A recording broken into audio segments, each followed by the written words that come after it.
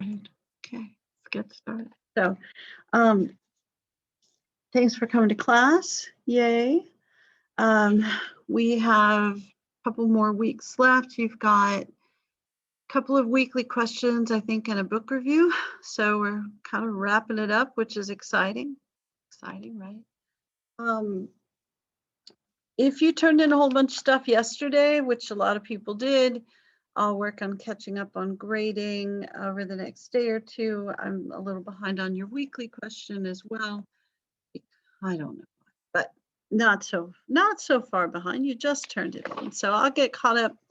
And by the time I see you in class next time, we should all know where we stand as far as grades.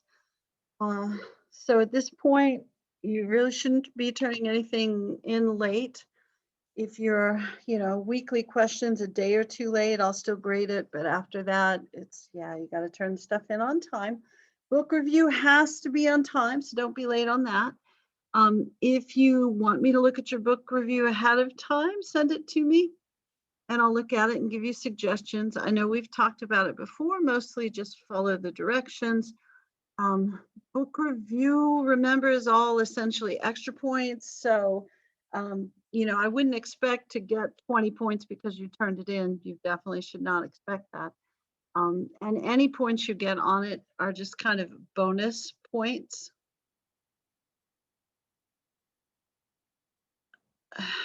Whatever the, somebody asked something in the chat, whatever the assignment due dates say on the assignment pages is really when they're due. Honestly, because your due dates and the other classes' due dates are not the same, I really don't know. That's why I put it in the assignment page on the day that it was due. So let me double check and I'll tell you what I see. And part of the reason I put all this on Blackboard is so that it's not a mystery to you and you should not be relying on me telling you in class when stuff is due, because I forget stuff. So this, if it's in the assignments page, scrolling down, I don't know that you can see. Let me see. I can show you. See, I assume that you guys go to your Blackboard page and check with some regularity, but I don't know what you people do. I don't know. Let's see. I don't think the Blackboard page, for some reason, I can't find it. Darn. Okay, well, I can't show you, but I will tell you. I'm scrolling.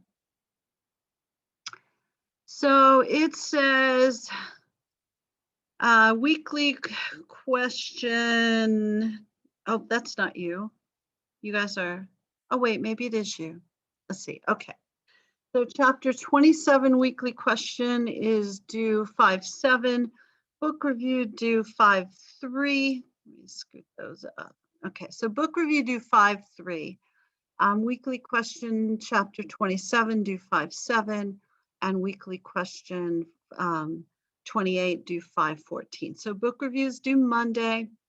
And then, so you don't have a weekly question this week. You did 26 last week. So if you haven't turned 26 in, do that pretty quick. Should be working on book review.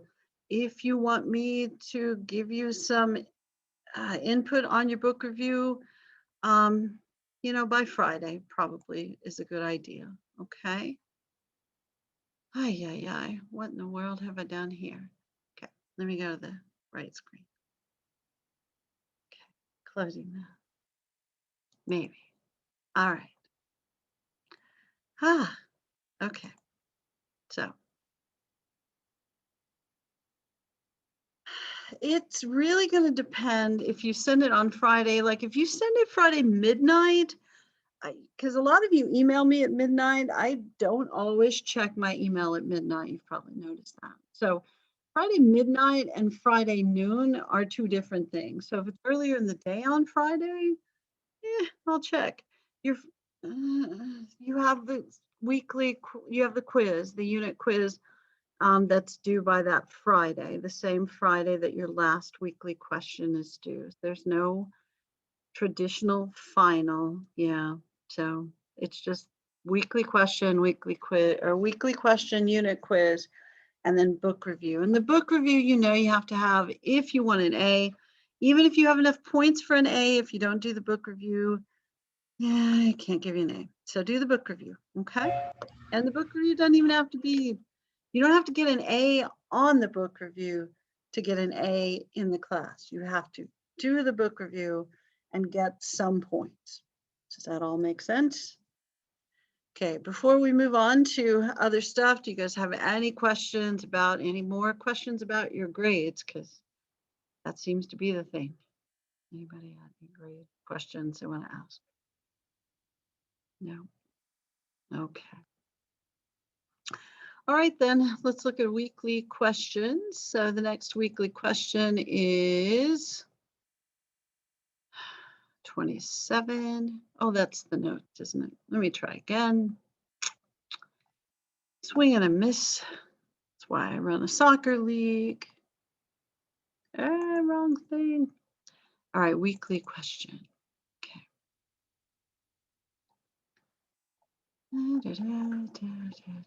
Okay, so weekly question number 13. Oh, I did grade a few of the Reagan questions, yeah. George W. Bush commented in his 2001 inaugural address, that's when they're, bringing him into office, that America, that would be the United States, has gone out into the world to protect, not possess, and to defend, not to conquer. Now, I will tell you, I remember this really well last semester. No matter how many times I told the students this, they didn't listen to me. So are you listening to me? Of course you are. He gives this speech in 2001, yes?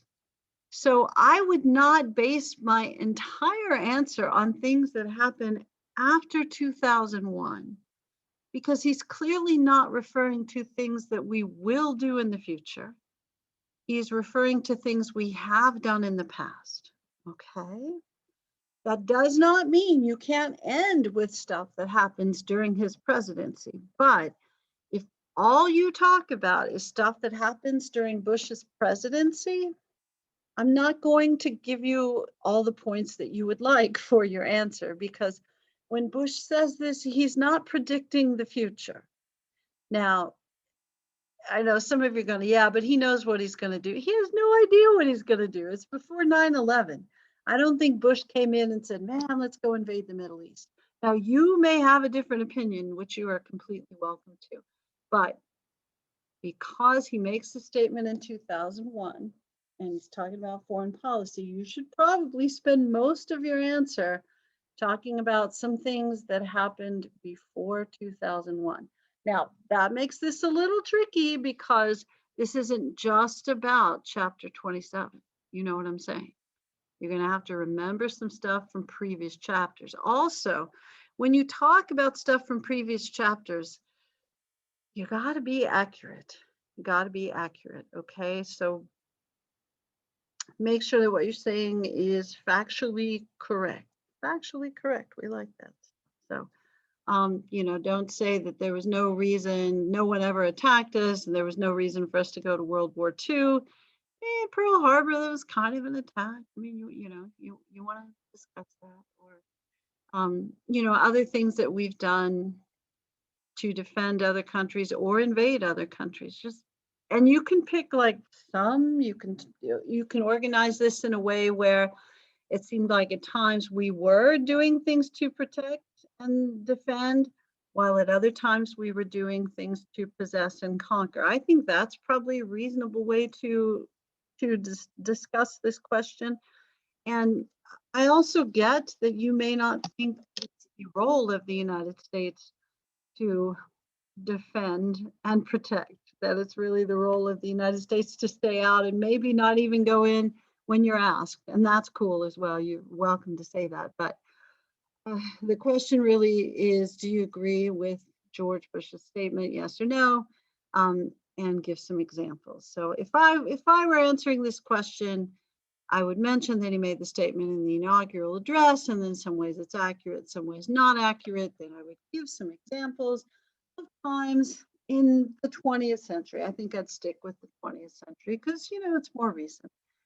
Or 21st, of course. I think I would mention times where it looked like we were doing more selfless things.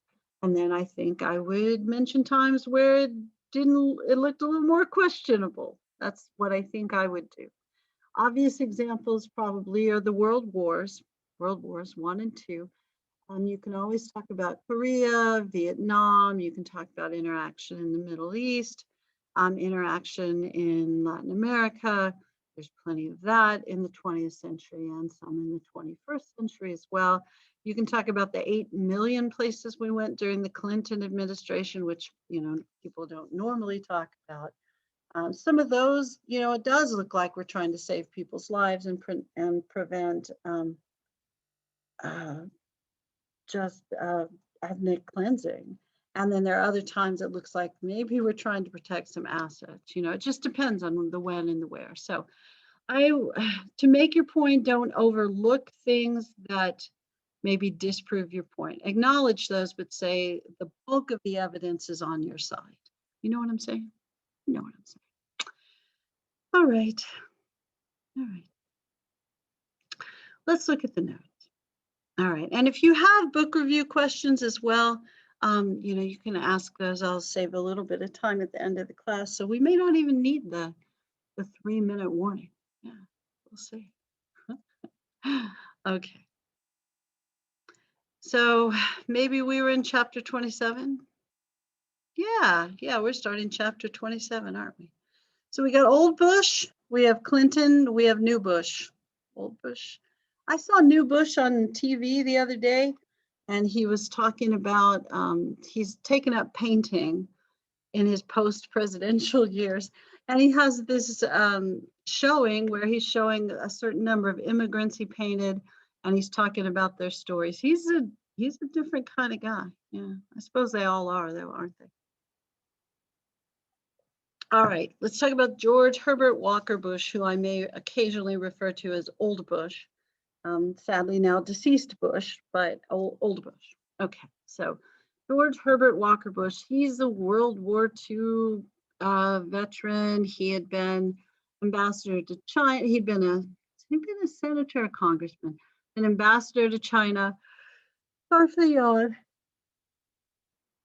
Excuse me. He had also been the head of the CIA. He was supposed to clean it up after the 70s, where we used the CIA to try to assassinate Castro and mess up other people's governments. I'm sure we don't do that anymore, but he kind of cleaned up the CIA and made it a little more respectable. And then he was Reagan's vice president, who may or may not have had something to do with the Iran-Contra affair. Certainly no evidence to suggest that, but he does seem to be the guy with connections, but who honestly knows? But he generally has pretty good reputation as just your standard old school kind of Republican, a little less conservative maybe than Reagan, but not dramatically less conservative than Reagan. All right, so he was Reagan's vice president. Likely at the beginning of their terms, they didn't like each other too much because, Bush called Reagan's economic program when he was running against him voodoo economics. He wasn't a huge fan, but then worked pretty well with him as vice president, and they seemed to develop a nice friendship, and they became cordial. And that doesn't always happen, but it appeared to. But anyway, all right. So Bush only has one term, the older Bush. He takes office in 1989. He gets elected in 88, kind of because people were still relatively happy about Reagan, and the economy was relatively good. It was much better than it had been 4 or 8 years ago. And Reagan, Bush runs on, seems like his campaign commercials emphasized 1,000 points of light and going to be the kinder, gentler Republican. And the 1,000 points of light were going to be people doing good things in their community, and he wanted to recognize those. So he wanted kind of a softer edge than Reagan had, who maybe built a missile defense system and called the Soviet Union the evil empire. So there you go. I don't know that he ends up with a softer edge, but that was his goal. All right. So during the Bush administration, a couple of major things. One major thing, the major thing probably, is the Gulf War or Desert Storm. Now, what happens here is there's this fellow named Saddam Hussein. You've probably heard of him. He's not a terribly nice fellow. He's the head of Iraq. He's the leader, dictator, president, whatever. So here we have Saddam Hussein, and there seems to be a lot of oil. He has a lot of oil in his country, but there's even more in Kuwait, a very small neighboring country, which he believes to be the 13th province of Iraq. So he invades it and says, you are the 13th province of Iraq. And Kuwait says, we're really not, please get out. Not exactly what they did, but it's kind of what they did. And they said, no, we're staying and we're controlling your country. So they went to the United Nations and said, help. And the United Nations said, okay. And the US leads a very large number of troops into the, excuse me, I said that, didn't I? Into Iraq, sorry, to get into Kuwait, to get Iraq out of Kuwait. So a lot of the campaign in Shield Desert Storm, or the Gulf War, was the United States bombing the living daylights out of Iraq. And we would see this on the news with some regularity, but we wouldn't see it in a Vietnam sort of way. We would see it in kind of a new media sort of way, where they would film the bombing from the planes and they would show the radar of it, but they wouldn't show the actual destruction of it. So it sort of looked more like a target practice, or kind of a cleaner, neater sort of bombing, maybe like a video game.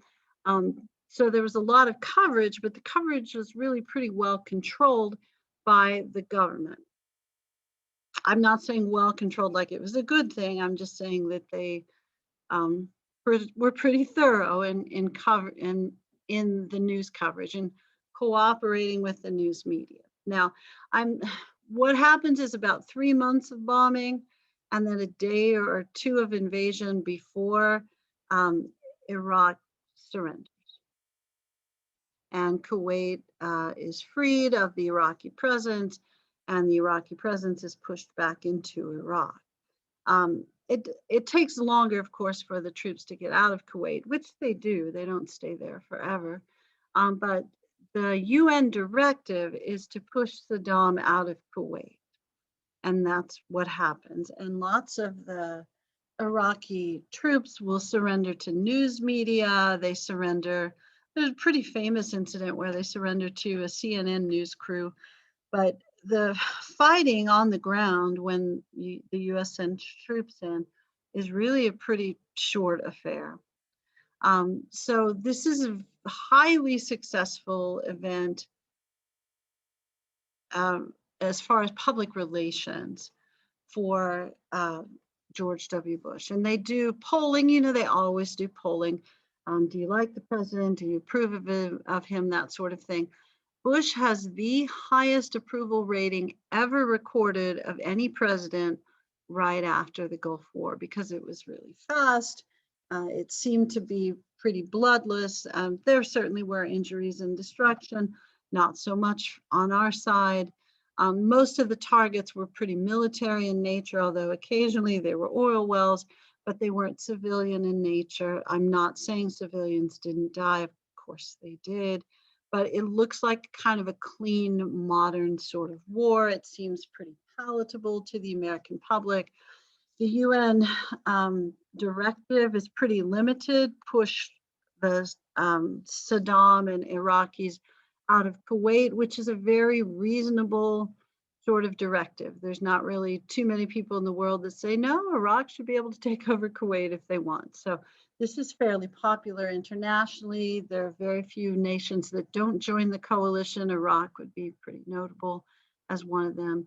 I'm not saying there weren't others, but even the Soviet Union, I think China was in favor of this, which is, to get the United States, Soviet Union, and China to agree about anything in the modern era is pretty unusual. So, but this happens, as far as for re-election purposes, a little too soon in Bush's administration. There are other things that happen later that are problematic for Bush. And the most problematic thing is the economic crisis. Now, The other things I'm going to mention, people tend to view as positive. The Soviet Union collapsed. This is after the, the Reagan visit to the Berlin Wall, asking Mr. Gorbachev to tear down that wall. Then Bush takes office, and then pretty quickly after that, the Berlin Wall does come down, and the Soviet Union collapses. Gorbachev is ushered out. Boris Yeltsin is ushered in, and then you have the kind of a recreation of the old pre-USSR countries, and the Cold War essentially ends. So people are very happy about that, but we've spent a lot of money on defense, and our economy had grown, but not enough to absorb the debt that we had created. So we've got a pretty large national debt, larger than we'd ever had before. It's much bigger now, but larger than we'd ever had before. And we weren't making any progress at paying it off, which we typically did after a war. So there's a lot of discussion about how we were going to pay off the debt. Now, we had just gone through the Reagan era, where the plan was to lower taxes. And as you lowered taxes, then there would be more investment in the economy, and that wealth would trickle down to the bottom of the economy, which that doesn't always happen, and tax collection would increase because investment was increasing. And that kind of sort of happened, but not quite as heartily as they had hoped. So our debt grew faster than the increase in tax collection. So we're still spending dramatically more than we're taking in. So the Bush administration is trying to figure out how to start to bring down the deficit, and the more conservative Republicans, who didn't think Bush was conservative enough, said, we just need to make sure you don't raise taxes. We don't want taxes raised. And he said, read my lips, no new taxes. So he promised not to raise taxes. Well, it turns out that he does. I think he raises the top marginal rate from like 24% to 27%. So the highest income earners did end up paying a little bit more in taxes. And this really frustrated some Republicans, who then pushed for a third party candidate to run against him. So you end up with a third party candidate from Texas, H. Ross Perot, who owned Electronic Data Systems, I think it was, but he owns a data company, and that company still is pretty large. And his son, I think, runs it and has used the money to build an airport. I think it's Alliance Airport north of Fort Worth. So lots of money there.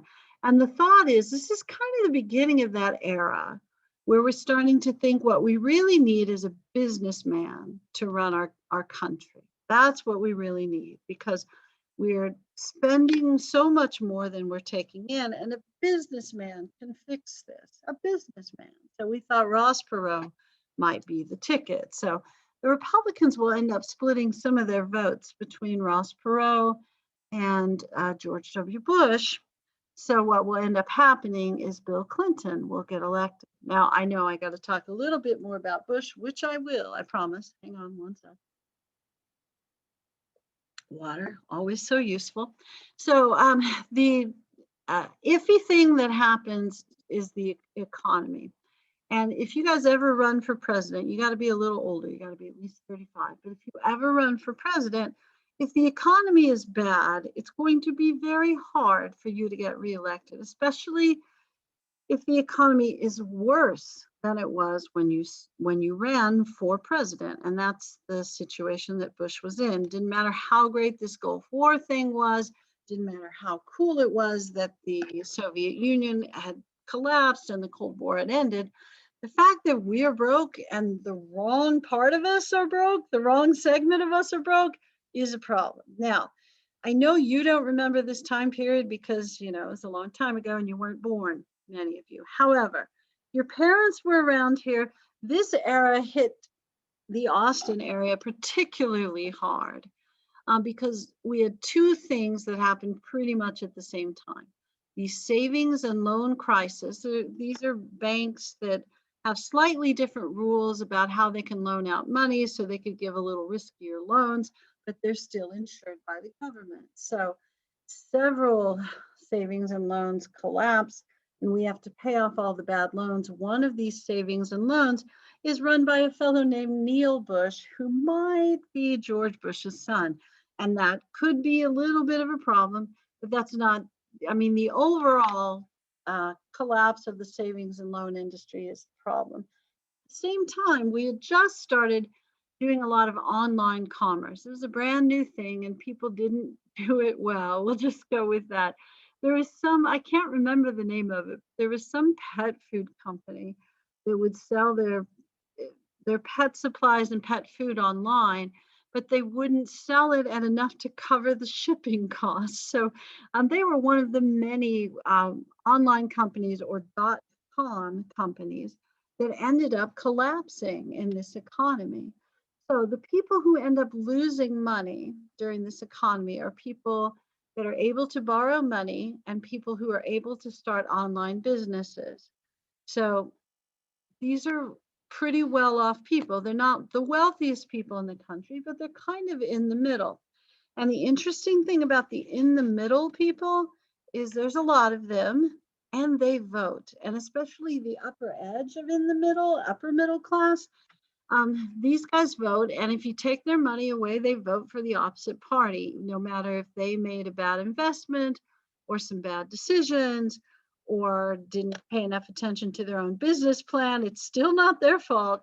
It has to be the fault of the politicians who are in charge. And to be fair, the regulation of these online companies and these savings and loans, when the regulation was not very tight and it wasn't very effective. So this is a kind of an upper middle class, educated, white collar recession. And I don't know if you've heard the terms white collar and blue collar before. I don't know if people still use those terms, but in the very old days, when you would go to work, how you were dressed kind of led to these nicknames. So white collars, if you worked indoors in an office, you probably dressed up a little, suit and tie kind of thing. And then blue collar, you would go to work and you'd have the work shirt with the blue collar and your name patch on it. So these are more manual labor, service kind of jobs. I know my husband's one of his first adult jobs, and he worked at this for quite a while before he became a Spanish teacher. He worked in the automotive body and paint industry. He was a manager at a store that a warehouse that sold all these supplies. So he literally had a blue shirt with a blue collar and his name patch on it. So if you had the shirt with the name patch, you were probably blue collar. Yeah, if you wore the name tag, you're probably blue collar. And if you didn't wear the name tag and you dressed up, you're probably white collar. They also will talk about pink collar jobs. And those, as you might guess, were really more jobs that were occupied traditionally by women. But anyway, this is a white collar educated worker recession, and those folks are going to vote. And in this era, they typically voted Republican. Not as true anymore, but they were not going to vote for the Democrat necessarily, but they did not mind voting for another businessman who they thought could manage the economy better, Ross Perot. Ross Perot got made fun of a lot on Saturday Night Live. I remember that. He's kind of a smallish dude and he had a quirky look about him and a funny speaking tone. So that makes it really easy. And he did say some odd things. Like he said that George Bush sent some spies to Cuban spies, I think, or something, to a Cuban hit squad. That's what it was, to disrupt his daughter's wedding. Guessing that didn't happen. But Perot would occasionally say some fairly outlandish stuff, but people thought, oh, we can still put up with this because he's a good businessman and he can manage the economy. I think in some ways, maybe he's a foreshadowing of Trump, but I don't know that we have foreshadowing in history. And you wouldn't have to agree with me, but I'm old enough to remember him campaigning. It's like, yeah, he's a little quirky. Seemed like he'd be good with money. So it reminds me a little of Trump, but definitely in that trend where we want a businessman as our politician. Okay, so Bush runs in 92 for re-election against Clinton and Gore and Ross Perot, who's an independent, the billionaire businessman from Texas. Bush's foreign policy makes him popular. The economy is a little stinky. Clinton is a youngish dude. He's in his 40s. He's from Arkansas. He's pretty personable. He's definitely more modern. He'll go on evening talk shows. He really is kind of the first president to go on those shows. So he seems a little cooler and more in touch than the two guys who are a little older. He goes on one of those shows and plays his saxophone and wears his sunglasses while he plays. He answers questions about whether he wears boxers or briefs. He's got a wife who, people don't necessarily, there's not really like a Kennedy kind of thing where they go like, man, she's beautiful and they have cute kids. She was a very talented lawyer and a smart person. So people kind of like that. And they did have a kid and she was cute and they were young. And it's like, oh, that's kind of a different thing. So it really, made some different options. Now he ends up choosing kind of an unusual running mate. He chooses a fellow named Al Gore, who is about the same age and also from a similar sort of state demographically, Tennessee. So this is really unusual because neither of these states are very large. They can kind of be swing state-ish, but not always. They tend to be a little more conservative, but both of these fellows are Democrats and they're a little bit more conservative on the Democratic end. So definitely people from the squad would not like Clinton or Gore. So Clinton is more socially liberal, more fiscally conservative. When you hear that socially liberal, that's going to be abortion, gay marriage, social programs, that sort of stuff. He's more inclined to be in favor of those. And then fiscal conservative means he doesn't want to spend as much money. So if you're socially liberal, fiscally conservative, you're probably going to cut the military because, you don't have other options really. George H.W. Bush and Clinton are more centrist. And I think the next Bush is as well, although some of you would probably disagree and think he's more conservative. But really, Bush and Clinton are kind of in the middle, older Bush.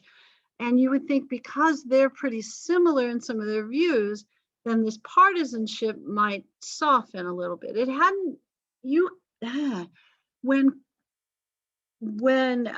Reagan was president, he got a lot of stuff passed through a Democratic Congress because he worked together, negotiated with the Speaker of the House, who was a Democrat, and they were friendly. And they didn't necessarily hang out, but they respected each other and sat down and negotiated that kind of stuff. And they could agree on things that they both thought were good for the country. You saw less of that you'll see less of that as time goes along. And then in the modern era, I'm not completely sure that exists at all. I mean, that's certainly up to your opinion or not, but we haven't seen it so much recently. And if you are more of a Democrat, then you think the Republicans are the devil. And if you're more of a Republican, then you think the Democrats are the devil. And there's really just nothing that you can agree on. It's just if they said it, it's wrong. If my party said it, it's right. And you don't even really have to think about it and consider it. In this era, they were probably negotiating, compromising a bit more. But as time goes along, you see that less and less. You will see some of this, though, during the Clinton administration, where the Republicans and the Democrats will work on some things together. But these would also be things that modern Democrats would look at and go, what the heck? Why did you do that? Trust me. Okay. Oh, you don't have to trust me on this. Read the book. Yeah. Okay. So the Clinton presidency, he was going to try to enact a universal health care program, and he put his wife in charge of this. And for a variety of reasons, um, the Republicans were not in favor of this. I think the big stigma that this had for them is it felt like a Soviet style program, that it was socialist or communist. And that's, certainly a complaint that you still hear from time to time, typically from older voters.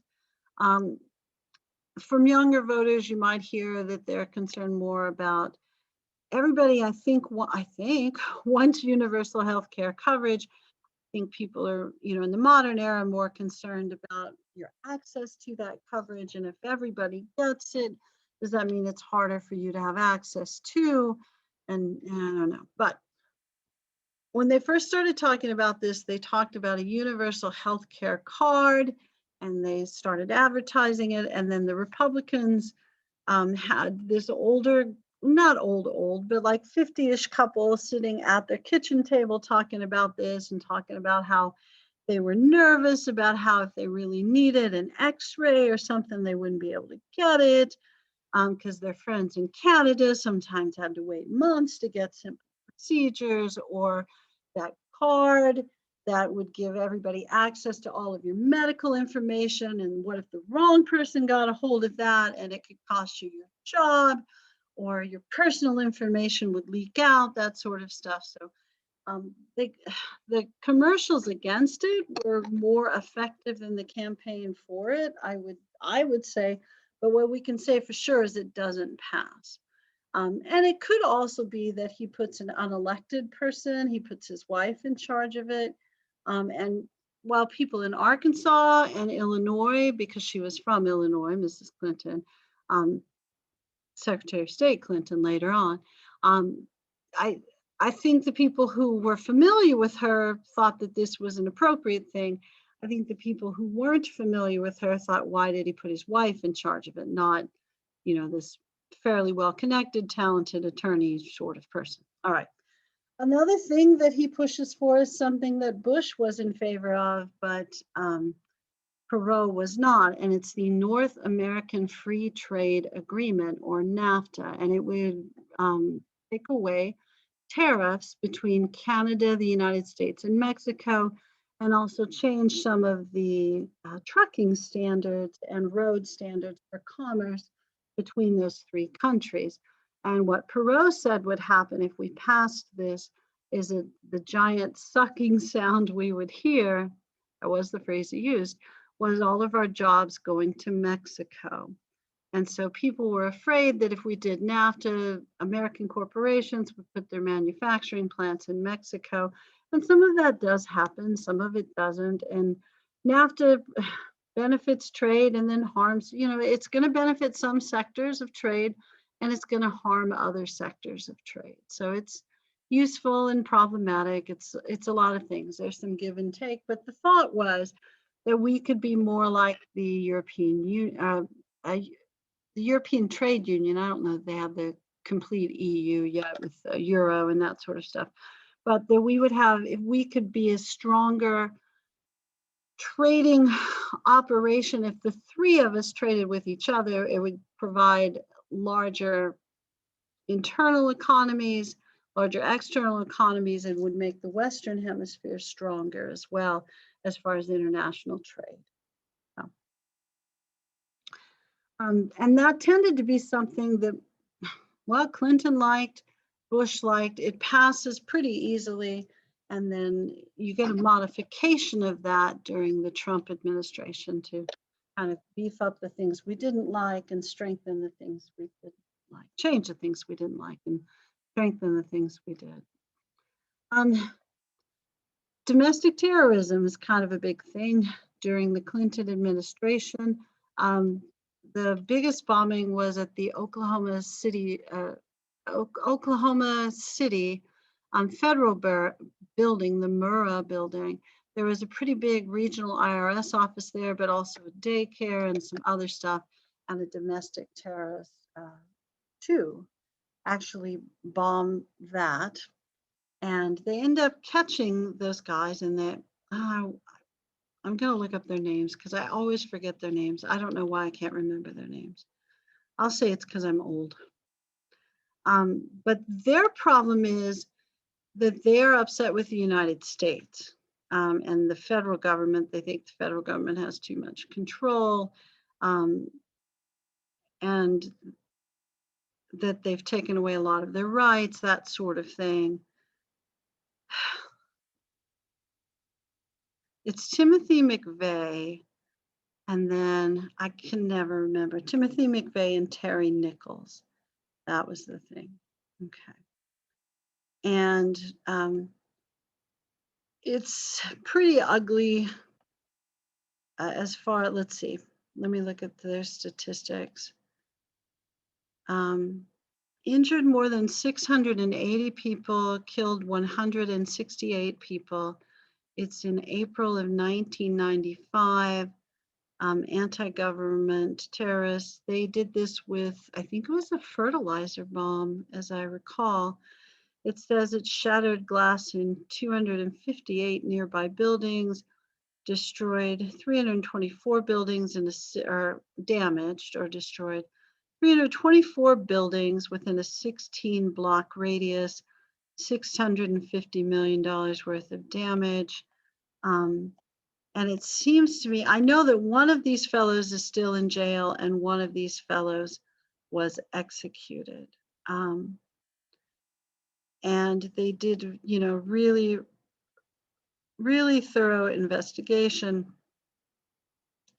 Let's see, I'm going to look to see Timothy McVeigh. So sorry.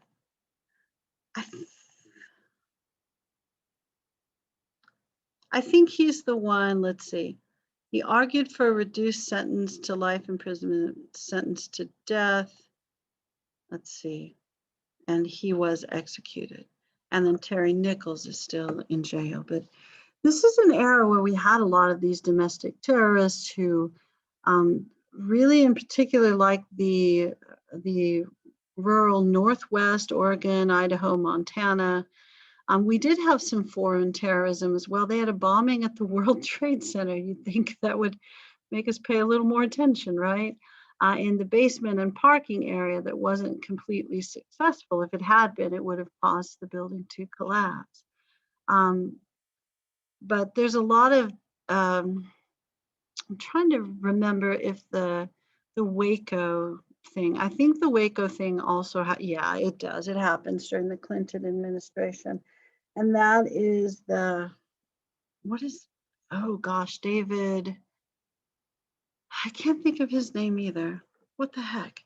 But that was the guy that taught everybody that he was like the second coming of Christ, and he wanted to marry everybody's kids, and they went in to kind of take him, Branch Davidians, that's what they were called. But they went in to arrest him on weapons charges, but rather than going in or maybe arresting him when he was in town doing business, they decided to go into his heavily armed compound, and that didn't all end well. Yeah, but that seemed to be a thing during that time period in those, I don't know what you would call them, those naturalist, prepper guys that thought the world was going to end. Those guys were big during this era. So there were lots of people that, hung out in the country and had a lot of weapons and got all the food that never goes rotten, that sort of thing. David Koresh was the guy's name. So I think it's that approach to the year 2000 that maybe made us a little nutty as well. I don't know. This was a weird time in our history for sure. All right, so back to more specific stuff about the Clinton administration. Scandals were pretty trendy during the Clinton administration. Everybody knows the big one, and we'll talk about it a little bit, but Whitewater was kind of an early one, of real estate scandal, perhaps, a small scale in Arkansas, where the Clintons had made a real estate investment that everyone lost money on except the Clintons. Travelgate, pretty minor scandal, When the Clinton administration went in, they fired everyone in the White House travel office, or at least all the major people, and replaced them with some friends. And typically, the White House travel office, you just kept the same employees. So it's a minor scandal, I would think. The larger one, that would be the one that ends up in impeachment. Monica Lewinsky, as an intern, maybe had a little more of a friendship with Bill Clinton than the average intern. And Clinton was being sued for sexual harassment for some other instances when he was attorney general and then governor in Arkansas. And the women who had sued him filed suit while he was president. A federal judge said the suit could continue while he was president. So he was deposed in the White House. So they questioned him about how he behaved toward these employees. And he, of course, denied that he'd done anything wrong. And the investigators had also followed up on his current activities and had discovered that he probably had an improper relationship with Monica Lewinsky. And so he was asked under oath about his relationship with Monica Lewinsky, and he said that there's no relationship, nothing at all. And that was untrue. So because he had lied under oath, he's going to get charged with perjury. And that's how he'll get impeached. He'll get impeached for perjury. He's impeached, but not convicted. So the impeachment thing, we've only really done this, it's 3 times now, because you guys got to see this happen to Trump. But Andrew Johnson, and then Bill Clinton, and then Donald Trump. And I know, we kind of started with Nixon, but we didn't finish. So the impeachment means that they bring the charges in the House and they have the trial in the Senate. And all 3 of the impeachments have gone to a not guilty verdict. Yeah. And I think with the Clinton and Lewinsky sort of thing, everyone understood that he was guilty of lying under oath. There's no doubt he was guilty of lying under oath. And he definitely guilty of something that looks like sexual harassment. Because, if you're the president and you have an intern and you have a sexual relationship, that's an inappropriate relationship. I know she's not 18, but she's 20 and he's the president, and that's a problem. It's a huge problem. So he will end up later on settling his sexual harassment suit with those women and paying them a certain amount of money and giving up a Supreme Court law license and some other minor stuff. He doesn't go to jail, of course. But it's messy stuff. And it messes with his reputation. He really wanted to be remembered as the president who oversaw a really large increase in the economy, that sort of stuff. Instead, we remember him as, the Lewinsky president. That's what we remember. And it's really terrible for her reputation as well. And honestly, she's a kid, so dang. Okay.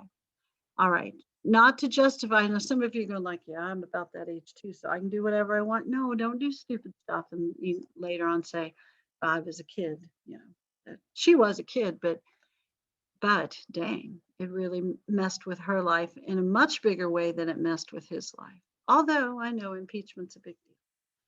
All right, Clinton and world affairs. We are going to send the troops. I know that the textbook will have a map for you that tells you all the 80 million places that we send the troops during the Clinton administration. I'm grabbing my book so I can find the map.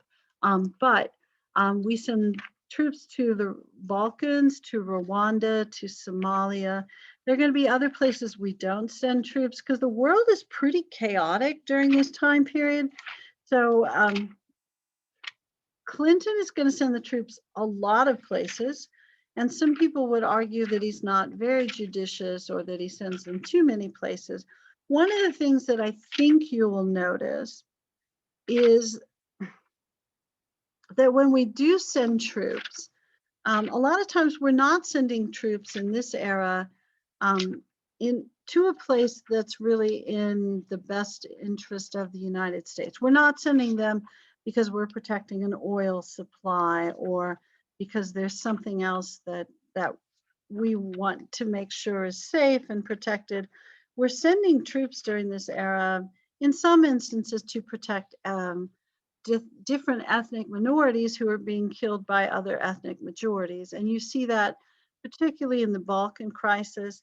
Rwanda is a civil war. We're going to send troops to Somalia, and that's the Black Hawk Down incident. So that, people will look at that and go like, well, that may have been a mistake. But we send troops a lot of places. I even forgot I was looking for the map, didn't I?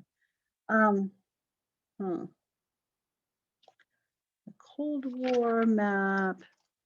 But we do send troops a lot of places. It talks around page, let's see, 186, 1086, about places that we send troops during this era. But we send troops a lot of places during this era. So Clinton is pretty free with sending troops to other countries. Other stuff that happens during this time period, the book's going to talk about cultural changes. We had a lot of immigration during this era, 80s, 90s, and early 2000s. And it kind of mirrors that Gilded Age immigration, where we're going to end up with a lot of people from a lot of different cultures. 38 million new immigrants, the book says, and we have no reason to doubt them, at least documented immigrants, Muslims, Hindus, Buddhists, lots of Latino immigrants coming in, lots of Asian Americans, but it makes for an interesting cultural mix because not everybody who comes in, well, you wouldn't expect that everybody who comes in would have the same political leanings. So, and they're not all going to be, not all the groups will be super excited about fitting into a multiracial society. And not everybody here is very excited about becoming a multiracial society. So you're going to end up with an interesting mix of folks that causes, either more acceptance or more conflict. And it's honestly probably going to be both. It is probably going to be both. Yeah. All right. So it's also going to cause a little bit of a pushback politically, where we're going to become a little bit more conservative in the middle of Clinton's administration. A Republican Congress will get elected, promising a contract with America, where they will agree to cut taxes and spending on federal programs in particular, education, environmental programs, and medical care. I know some of you are just going like, oh my gosh, Republicans. It was a debt, they wanted to pay it off, and we can't spend less on the military. Plus add term limits, a balanced budget amendment, and this helps the Republicans win the midterm elections, get control of the House, which gives them a lot more power. And it also helps push Clinton a little more to the right, where he's a pretty centrist Democrat anyway, and he is going to do some fairly conservative things as president and sign some fairly conservative laws. Some people would say NAFTA is one of those that happened before, but certainly the Criminal Justice Reform Act, which we'll refer to as the Three Strikes laws, these are passed during the Clinton administration, and these ensure that if you're convicted of 3 felonies, that you get a much harsher prison sentence, even up to life in prison because of your 3rd felony. So that 3rd felony is going to ensure that you're going to spend decades in prison. And this becomes tricky because I don't know how much you study criminal justice or criminal law. I can't imagine a lot if you're kind of youngish, but different cities and states would pass different laws, and the federal government also had very different laws about punishments for certain drugs. And in the 80s and 90s, it was very trendy for upper middle class people, so people with money, and people who tended to skew more white than not white, but upper middle class people used cocaine. That was kind of the thing. And crack was also kind of an urban drug, but it was cheaper, so it was used by poorer people that also tended to skew less white, so more likely to be non-white folks. The punishment for people who had crack was much harsher than the punishment for people that had cocaine. And if you look at laws during this era, you'll see lots of things like that. So you can get convicted and get life in jail for 3 felony possessions of crack, where that would not have been the same punishment for cocaine. And also, it differed by where you lived. I remember when I first started teaching in the early 90s that there was a guy named Clifford Antone. I trust you may have heard of him. There's a club downtown Antone's. It was a jazz club.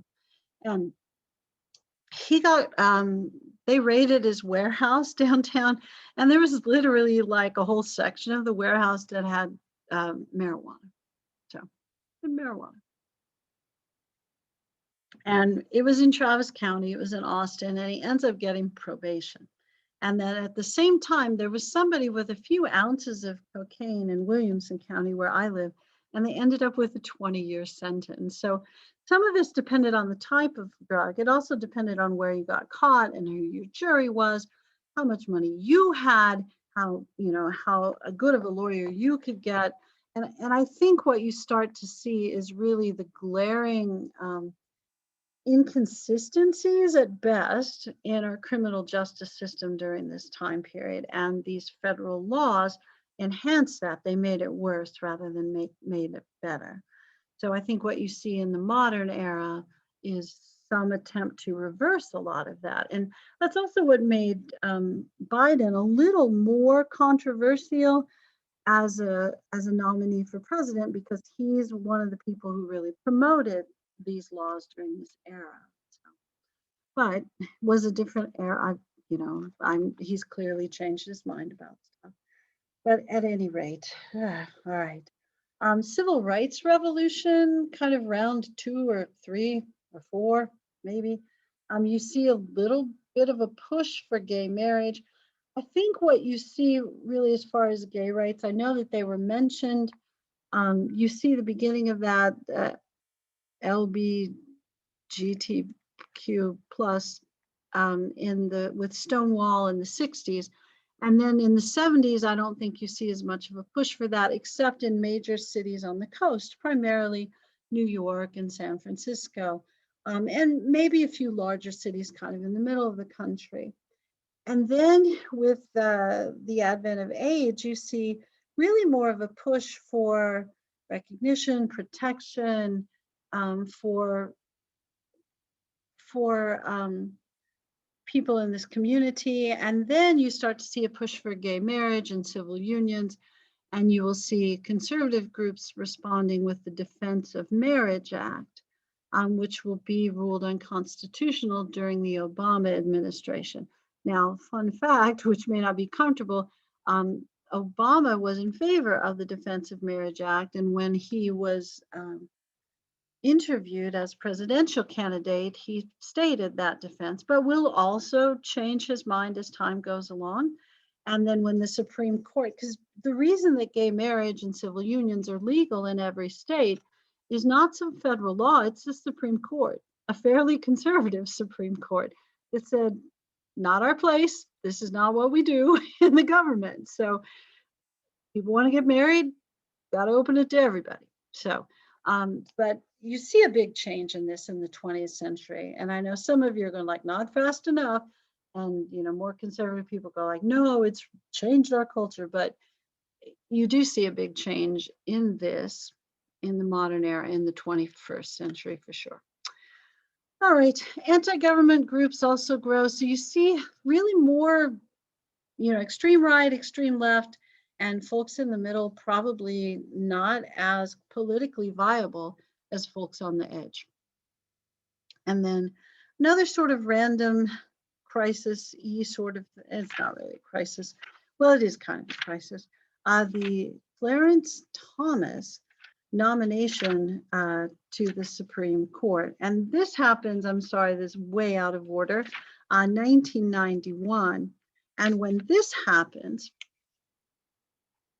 Um, Thurgood Marshall, first African American on the Supreme Court, um, has decided to resign. He's going to work, he's older, he's sick, and he wants to work on the anniversary, I think 200th anniversary of the Bill of Rights. So he says, I'm out. And so this is Old Bush who appoints Clarence Thomas, who's highly qualified, Yale law graduate, um, single mom, kid of a single mom, raised by his grandfather in a very poor section of, Georgia, I think it was. Doesn't He speaks a dialect rather than Gullah rather than English as his kind of original language, which he'll talk about later as why he doesn't speak as much in public. But really kind of an interesting rags to riches success story. And so it looks pretty good. He's also an extremely conservative African American, which is unusual. It's still kind of statistically unusual, less so now than it was then, but it's still pretty unusual. So Clarence Thomas is picked to replace Thurgood Marshall. And of course, people aren't exactly thrilled about that in the Thurgood Marshall camp because he's definitely he's polar opposite ideologically. But there he is, and people think he's just going to sail through. And then a law professor from, I think it was the University of Oklahoma at the time, Anita Hill, who had worked with him before, said that he had sexually harassed her, and describes it in pretty graphic terms. And what's really peculiar about it is both of them seem pretty much completely believable. And there's really no evidence other than each other's testimony to suggest that she was telling the truth or he was telling the truth. So you just kind of had to look at it and go, my goodness. So what ends up happening is he's confirmed at a very narrow margin, 52 to 48. And the standard really then was, if you can't tell the difference, believe the accused. And I think the standard probably has shifted some, although some of you would go, no, I watched the Gorsuch thing. So yeah, I don't know. But this was, when they were doing the Neil Gorsuch confirmation, it really reminded me in some ways of this. I think this was longer and more drawn out, but it was equally as dramatic, probably. Yeah, but really intense and controversial. Oh, this reminds me too that I believe I have my little chapter heading kind of in the wrong place as far as the election. So I'll move the chapter heading and slide it down before the next class. We'll talk about George Bush round two. I'll move the chapter heading. Apologies about that. But we'll talk about George Bush really for next class, and we can do the weekly question talk for next class as well. I think what you've probably gotten a little bit of in this chapter, a few more examples of times that we sent troops to other places, and they may have been, very much in the self-interest of the United States, or maybe not as much in the self-interest of the United States. So, that's a little trickier. It's harder to say, but we'll talk about it for next time. All right. Gonna close this, and then we'll see if you guys have any questions. I know it's a little early, but I did kind of want to save the Bush thing. And the Bush, and because the way that your chapters are divided, you've got first term of Bush in chapter 27 and second term of Bush in chapter 28. So we may kind of slide into a little bit of 28, but yeah, just a little. And I know that your 28 question isn't due next week because your book review is. So, all right. Or your 27 question isn't due because your book, yeah, that's right, isn't it? 27 isn't due yet. All right. So, you guys have any questions that you want to ask me before we kind of wrap it up for the day? I know it's a little early. I just don't want to go too far because your weekly question, it's not due just yet. You know what I'm saying. All right, got any book review questions? Anything you want to ask? Are you guys still paying attention? All right. I'm going to stop the recording and check the roll.